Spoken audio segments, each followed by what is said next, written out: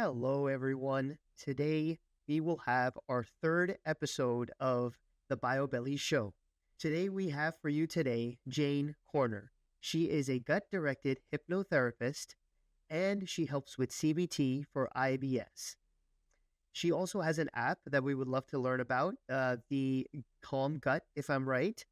And one thing I love about Jayne, she takes her time one-on-one with patients who have IBS or other gut digestive diseases and helps them through gut-directed hypnotherapy and CBT to help them with science-backed tools that optimize the brain-gut connection to ultimately improve their symptoms.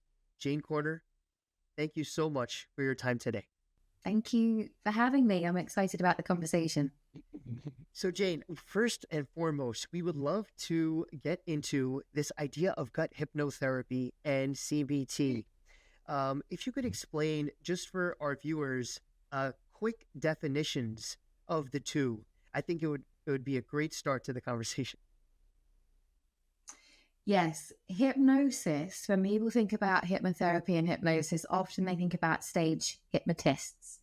And from time to time, I'll get people asking me if I'm going to, take over control, if I'm going to make them do things that they wouldn't normally do.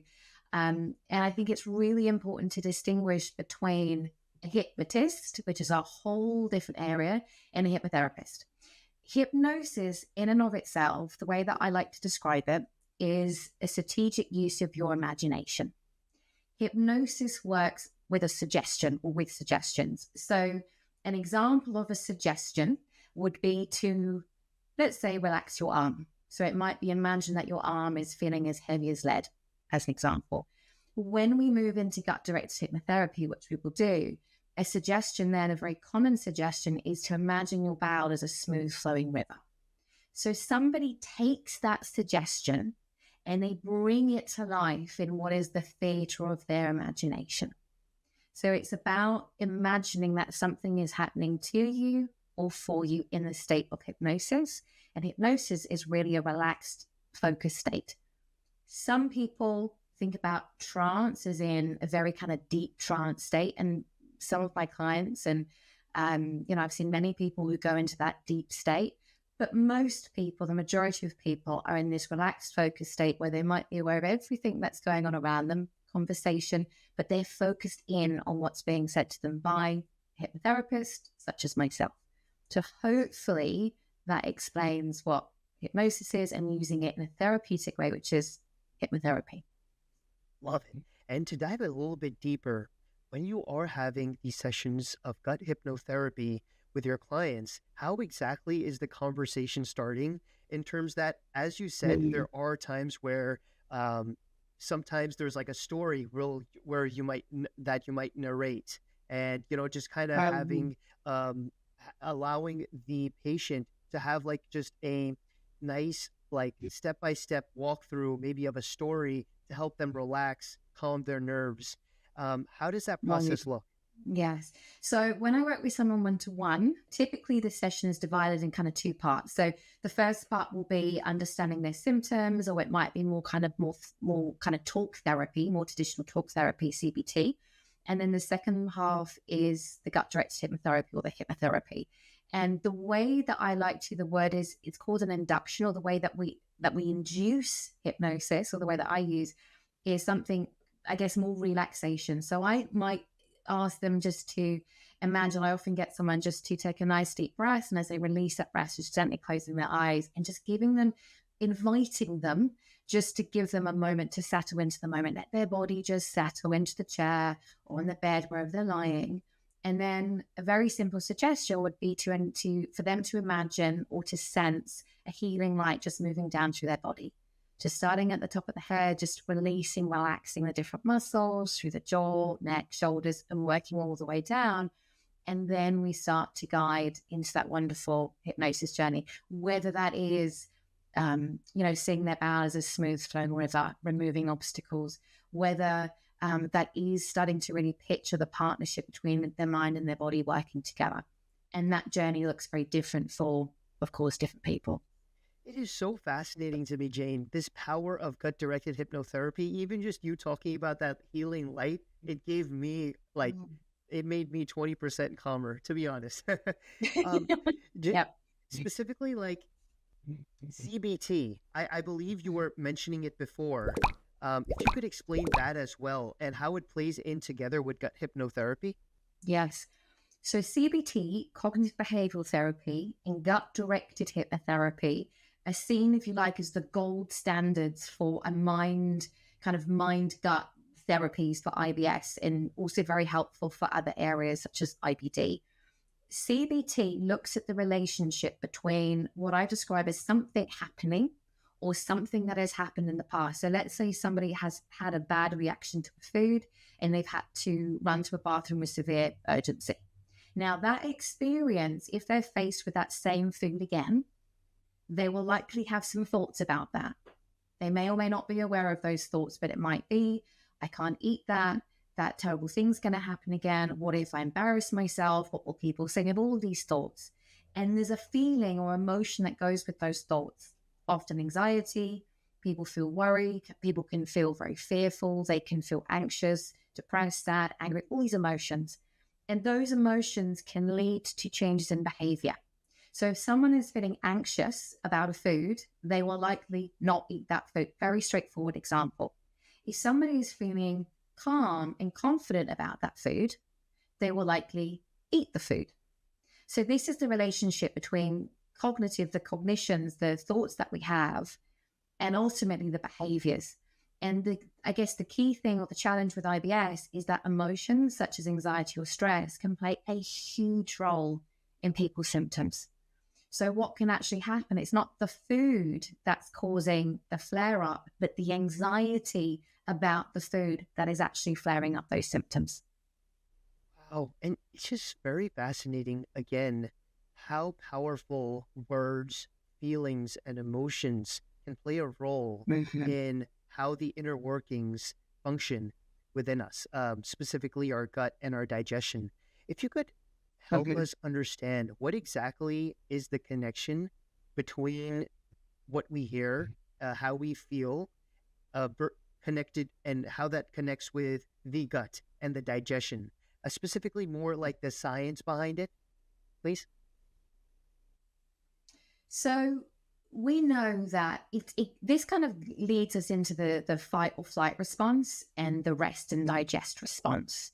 So if we are in a situation where we feel anxious, and some of this comes from our beliefs or the meanings that we place on situations. So if we have a belief or we put on a meaning that being in a restaurant with a crowd of people we don't know is threatening, our body is going to go into that stress response, fight or flight. And in that state, there's a very, I suppose, predictable chain reaction of events. So when someone experiences, a lot of people will kind of go, oh yeah, I experience that anxiety when they get nervous, their heart rate starts to speed up, their breath changes. One of the things that happens as well inside of the body is that blood flow is diverted away from the digestive system, because we don't need to be digesting food when our body's in a state of threat, and towards the big muscles, the arms and the legs, because our body is preparing us to fight or flight. And so what happens from a physiological point of view is that when you're in that state, digestion doesn't work as it should. For some people, that can result in slowing down all motion. They experience constipation. And for a lot of people, they experience that sense of urgency and diarrhea, like loose bowels. So that's kind of the chain reaction that can happen. And then, unfortunately, because that happens, we're reinforcing this threat cycle. It's not safe for me to go out. It's not safe for me to have that food. And so that cycle becomes stronger. Wow. Wow. From what I'm hearing, Jayne, there is a huge emotional side to gut hypnotherapy, because essentially what we're doing here is kind of conditioning our brain to kind of rewire those thinking patterns, as you said, of, okay, I'm not going to be able to do this. I am in a state of fear. I'm not meant for this. Like there's a snowball of negative thoughts, and how that culminates into the dysfunction of our gut and digestion. How, speaking personally, like in a one-on-one scenario, when someone you see is visibly distressed, what do those conversations look like in terms of how are we helping them kind of tap into those positive thoughts and hopeful thoughts to reverse that anxiety? It's such an interesting question. And again, everyone is different. But I think, when you talk about the positive thoughts, there's a real strong sense for a lot of people that if I just think positively, everything will be okay. And of course, what I always say is that we've got the logical, rational part of us that when we're in a situation where we feel anxious and we say to ourselves, you'll be fine. You know what? Just, woman up or man up or whatever it is, you'll be fine. You'll be fine. The logical, rational part of us can understand that. But there's also the emotional self. And the emotional self, 9 times out of 10, is scared and afraid. And this is where we have to be really careful around positive thinking. We want both parts of somebody to come to the to come to the table, for one of a better expression. So one of what I tend to use, and there's lots of different techniques, is something called a bridging thought. So rather than just saying, I can eat this, a bridging thought might be, I'm learning to trust my body again, or I'm in the process of being able to eat this particular food again. It's sort of allowing a growth without the pressure of, you'll be fine, I'm just going to put myself into that situation. And of course, 9 times out of 10, anxiety spikes. We're reinforcing this, I guess, negative outcome. So that's one response or one kind of area. The other tool that I use with clients is to get them to recognize when they're in those situations, to actually notice what happens to their body, what happens to their breath. So a lot of physical tension, jaw, shoulders are key areas. Stomach tends to get really tight, and their breath tends to become very shallow. So we can use those cues, if you like, to start, okay, well, what happens if we deepen the breath? Diaphragmatic breathing, it's a very well-known breathing technique, really helpful for digestion. So actually inviting someone to take a pause, take a breath, and just come back into their body.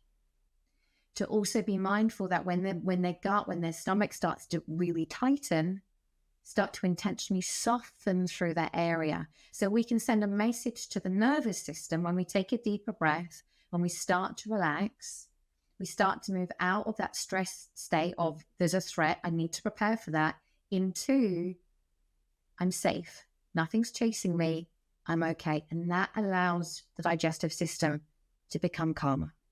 So they're kind of 2 ways that we can approach it. I love it. That sounds so fascinating, and I can see why that's so effective. Moving on to like the tactical approach, where you are talking about, the food that you're eating. Is that also a conversation you have, like what food you're eating and how to eat the food? Like different types? Mm-hmm. So a lot of people will have had experiences, depending on how long they've had IBS, in their teens, in early adulthood, or even, 6 months ago when they were eating certain foods with absolutely no problem. And then suddenly they ate that food and they had a flare up. And then every time they've eaten that food, they have a flare up. But then there was a couple of times when they were okay, and then it becomes confusing. And now we have this very typical IBS pattern. And then suddenly other foods become triggers. So now it creates more frustration and anxiety.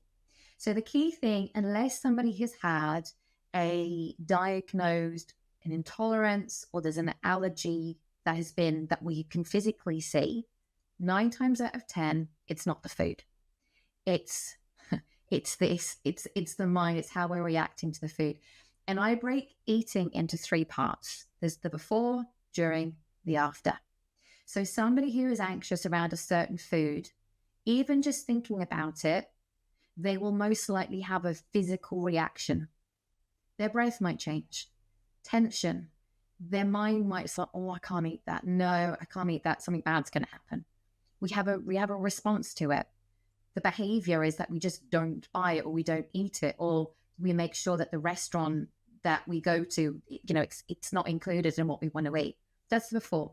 The during, and this is really interesting, again, there's different thoughts and feelings that come up. So I'll get someone just to imagine, let's say gluten is a prime example, that and dairy, that they're picking up a pizza and they're about to eat it. And I'll get them just to close their eyes and just feel and give me a score from 1 to 10, physical tension, how they feel. Normally it's about an 8 or a 9. It's right up there. They haven't even eaten the food and their body is responding as if that piece of pizza is a threat, even though they really want to eat it. So in that situation, we start to get curious, and that's such a key word, curious, about what is their mind saying about that, how is their body responding to that, and what's the behavior. For some people, they eat that particular food that they're anxious about as quickly as possible to get it over and done with. I've done it. I don't have to think about it. I've done it now. And for other people, it's more of a cautious approach. But that in itself is fascinating. And the third is, for a lot of people with IBS, the worst, which is the after. So now they've eaten it, it's the waiting. I call it the watchdog with one eye open. The slightest gurgle, the slightest sensation, the slightest twinge, everything becomes wide awake. It's what we call this hypervigilance or hyper-awareness. And so we become scared and anxious about the reaction that our body is going to have to that. Does that make sense? Yeah. So it's almost like in anticipation, in fear of something bad happening, we somehow manifest the negative effect.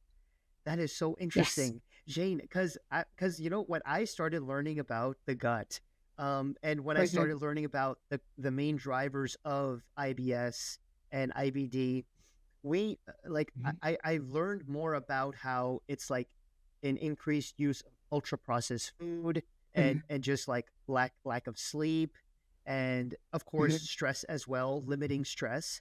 One thing I did not think about though, and it's very nuanced, it's like from what I was gathering that you were saying, ultra processed food itself, like of course it's unhealthy, but the reason why it manifests into pain and leads to gut dysfunction is apparently not, it's not a big driver in the IBS and the IBD. Rather, it's our mental framework. It's our mental perception of the food. So it's like, if I think that, okay, this food is unhealthy, it's doing bad for me, is it true that, like, is it just a perspective of food? Would that manifest into problems? Because I do believe the conversation, like, there's two spectrums to it, right? One is food is genuinely unhealthy for you, like ultra processed seed oils, and then there's like another, where then there's the other end of the spectrum, which is saying that it's not exactly the food, but it's how we're perceiving it. And it's almost so that if we were super happy and accepting of the food we ate, regardless of it, it somehow wouldn't create that gut pain of IBS. Would that, where in that spectrum would you think the truth lies? It's a really interesting question. So it's not a clear answer, because with IBS, there's a couple of things happening. And one is what is called visceral hypersensitivity, where we've got really sensitive nerves. So it's not a case, and this kind of goes back to, if I just think positive, I'll be fine. So there's a couple of things. One, our aim is, and this is why food reintroduction, when I work with someone, I always recommend we start looking at the 4th, 5th, 6th, typically work with clients over 6 sessions, that we look at that towards those later sessions. Our goal in the beginning is to calm the nervous system and start to dial down that visceral hypersensitivity. Because if those nerves are really sensitive and they're reacting to different foods, such as FODMAPs, then even if you're feeling, calm and you're in a really positive place, those nerves may still react. Stress increases the sensitivity. So the more stressed and anxious someone is, the higher, or the increased likelihood they'll have a reaction. But there still could be a reaction. And I think when somebody starts to understand the relationship between their mind and their body, it can start to become a little bit as if it's a linear pattern, as in I've eaten something and I've had a flare up, but I thought really happy thoughts. So what did I do wrong? And this can start to be this blame when actually they did nothing wrong. It was nothing. It wasn't, their thoughts. It's this sense of, well, I can control it. It's just because at the moment their nervous system is in a heightened state. The nerves are really a lot more sensitive, and we need to work on that first. So it's a really kind of nuanced area, and one that I always recommend. Let's calm down. Let's calm everything first. Okay. Let's start to build some trust and confidence and get a new baseline of ease and calm. And then let's move to the food. Awesome. Now, I had a question for you, and it's specifically for me. Like, as an uncle, I have two nephews who they're picky eaters, meaning they don't like eating super healthy food like vegetables, your, like fruits. They usually like going more towards like the chocolate-based Nutella? It's like this hazelnut chocolate paste that on some bread, or maybe some so they're plant-based, so they don't have meat. However, in America there are these vegetarian plant-based chicken nuggets that are sold. They like when I read the nutrition, like the ingredients, there are some things that I can't pronounce, so I know it can't be optimally healthy. But like it's at a point where the only two things that they would like to eat is that Nutella with the toast, or those vegan chicken nuggets, or maybe like a fruit or two. I'm very happy and very grateful that they actually do like some fruits like apple and oranges, but I'm having trouble because on one side of it, I don't want to give them stress, nor do their parents. They don't want to give them stress over not having to eat and being force fed, because that would be a mute point, right? Because if they can't even digest the food, what's the point of eating broccoli and beans? But then on the other side of it, we don't want to set the kid up for malnutrition, or just a weakened immune system, and just like poor health altogether. Because and again, there might be a couple of factors for children, but main three that I think of is, has it been a C-section or a normal delivery? Because what I've learned is when there is a normal delivery, the child, the fetus, is exposed to that gut microbe, more of those healthy bacteria through the mother's canal. But on the other side of it, if it's a C-section, then they don't get that microbiome exposure. So in that pivotal point, if there hasn't been that exposure to good bacteria, it could be like a significantly less diverse microbiome. And the second one is just formula milk, right? Have you been like through nature breastfed, or is it just you're drinking formula? Because then again, there's like different more bioavailable nutrients through breast milk that you might not get with formula milk. And formula milk, the powder, it might have some preservatives and things that are not optimal for the baby. And then I think those are the main ones.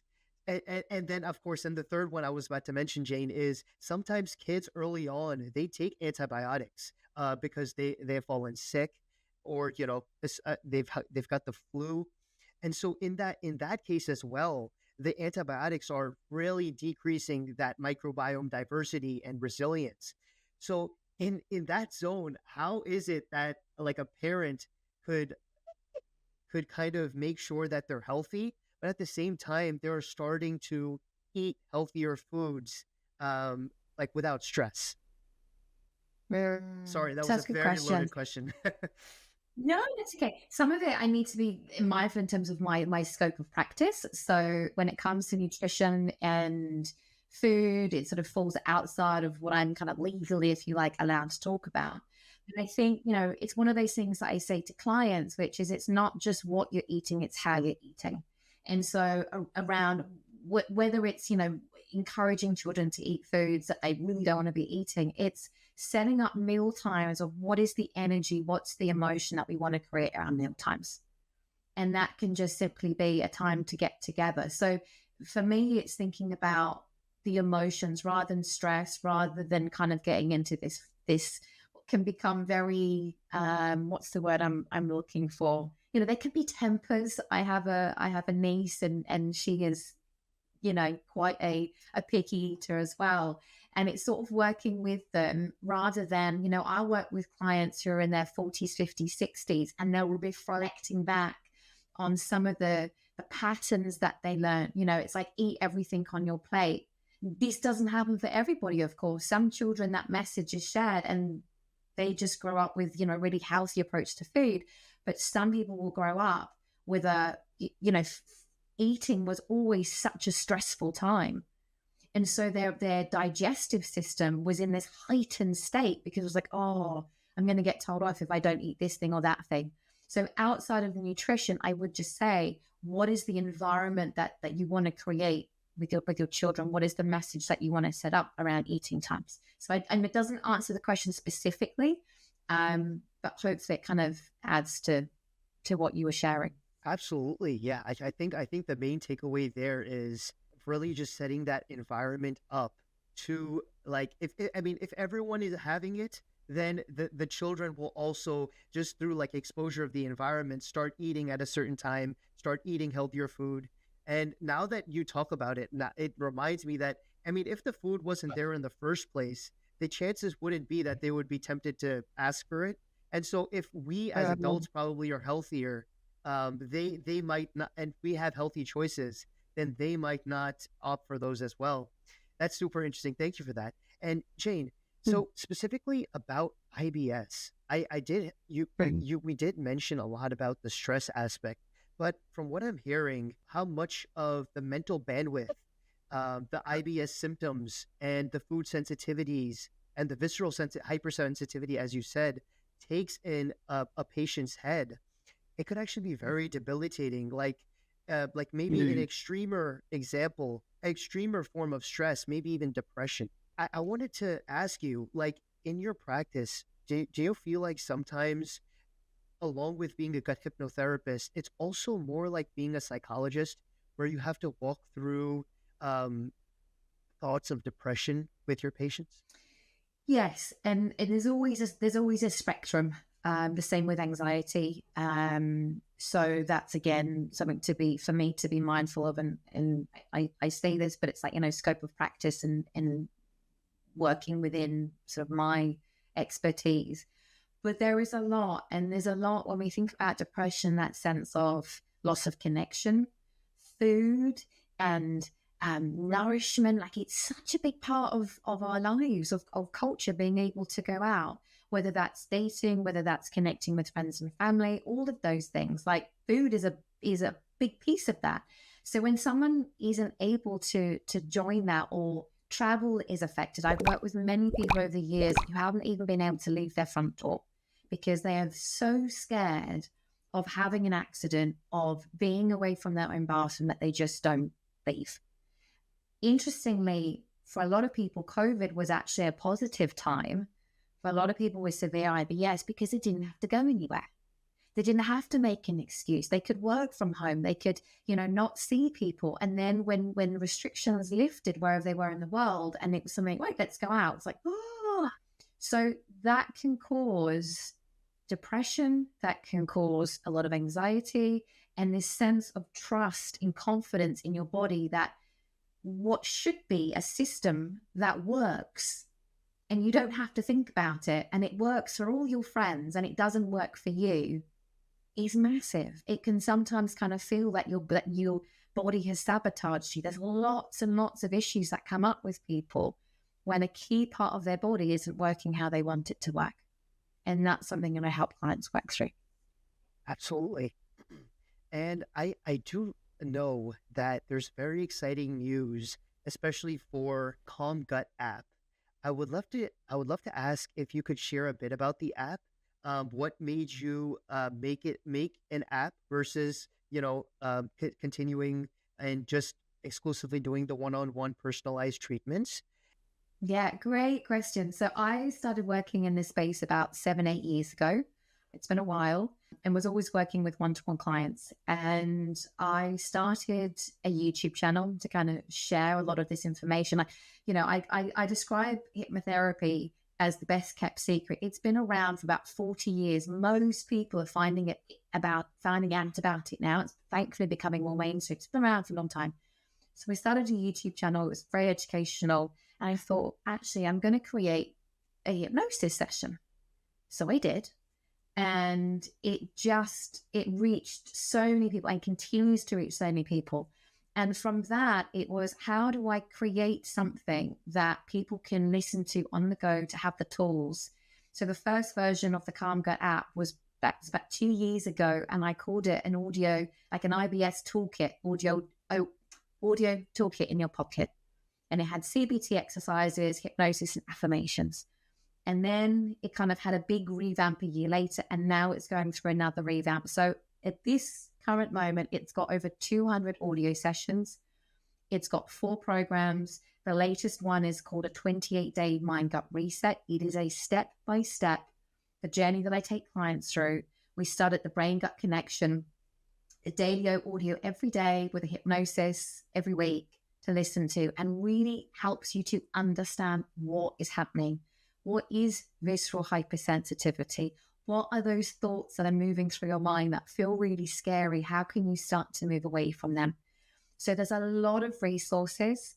And then the community aspect of the app as well is a wonderful add-on. So people in the app can share their experiences, share their progress. If they've got questions, I personally go in there and help guide people. There's a whole FAQ section around, what if I have a bad day? What does that mean? What if I don't notice changes straight away? All of these questions. So it's a really supportive space and community on the app. Yeah, it's very exciting. I am so excited for it.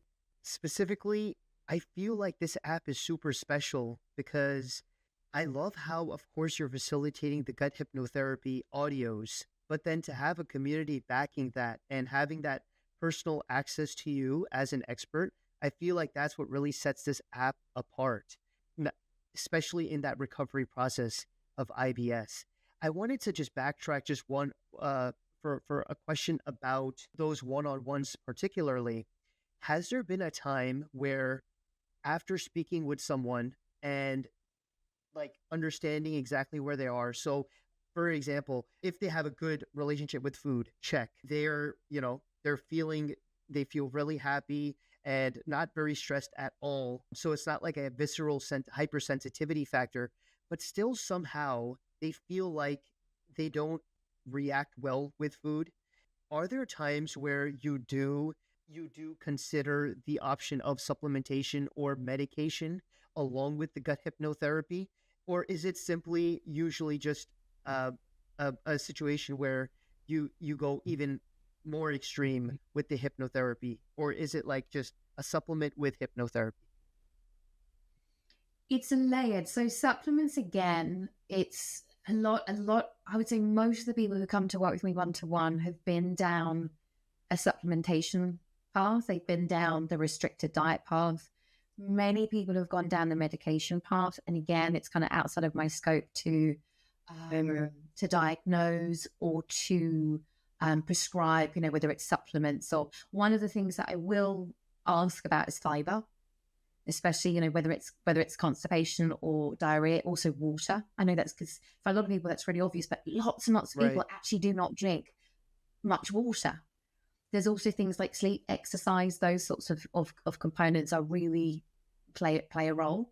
So it really depends on the client. I will always do in terms of understanding where somebody, usually have an initial call with someone just to understand what I kind of call the lay of the land. So if someone is presenting like that, I would be curious what else is going on beneath the surface. For some people, and people say to me, I'm not stressed. I don't have any stress in my life. And then you sort of get into it. It's interesting. Back in I think it was the 80s, there was a couple of lots of research done, but there was a particular research study that looked at the personality traits of people who developed IBS. And the 2 personality traits that came up the most was perfectionism, as in controlling, wanting to control expectations, the pressure we put on ourselves, And the second one was self-nurture, or rather lack of, and able to say no, taking on too much, boundaries, and all those sorts of things. And I often find that when we really start to get into the stress, the anxiety, life patterns, there's some of that underneath the surface that we really need to be addressing. I love it.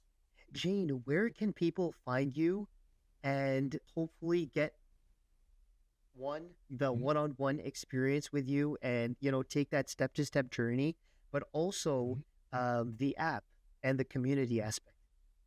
Yes, yes. Well, to find me, they can Google Jayne Corner. I will be there. My website is the Calm and Happy Gut, so that has all the information on the CalmGut program, which is my one-to-one program. It does book out. I only take a limited number of clients. You can also, or they can also find out more information on the app there. In terms of the app, it's on the App Store. So again, you can just type in the CalmGut, and I'll be on the App Store. And there's the YouTube channel. So if people are unsure or they're brand new to hypnotherapy and they're like, I don't know what that's all about, let me experience it first, then again, you can head on over to YouTube. You can Google or rather search my name or the Calm and Happy Gut, and you can understand, watch the videos, listen to hypnosis, and then make the right decision with what comes next. I love it. Jayne, thank you so much for all your time today. I feel like I learned so much about gut-directed hypnotherapy and the power of it.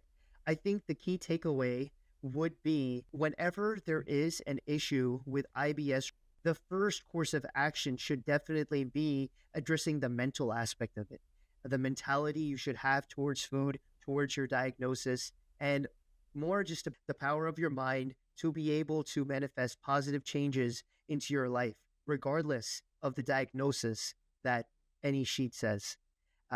Jayne, again, thank you so much for all your time. It's been a true pleasure. Likewise, thanks for the opportunity.